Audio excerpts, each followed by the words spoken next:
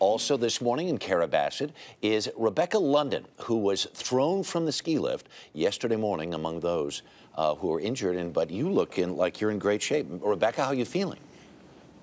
I'm a little sore this morning, but that was what I heard would probably happen. Yeah. So tell me what it was like. You're on the lift as a skier. We've all had experiences where it's been a little windy and sometimes the chair is swinging back and forth. Was there anything like that yesterday?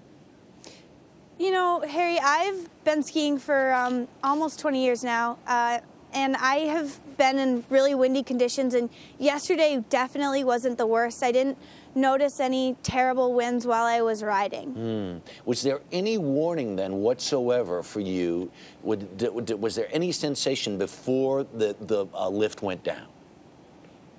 You know, the lift stopped once, which is pretty normal. It started again and stopped a second time, which isn't rare either. And then all of a sudden we were dropping. So I didn't have any warning until basically I was on the ground. Wow. So as best as you can recall, how high up were you when, and did the chair and the cable all come down at once?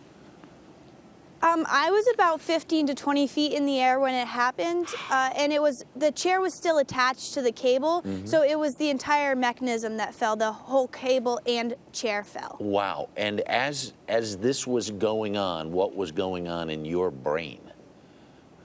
Well, until I was on the ground, not very much. I think at one point I did sort of realize that I was falling. It sort of happened in slow motion. But then once the impact occurred, I kind of thought to myself, I checked myself over and made sure that I was okay.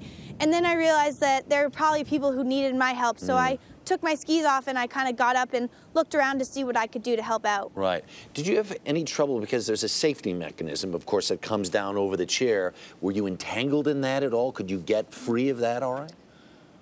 You know, I had my safety bar down, and I didn't remember struggling to get out of the chair. I did kind of hit it when we impacted, when we hit the snow, but I had my goggles on, so that protected me. Yeah. And besides that, I didn't really struggle getting out of the chair.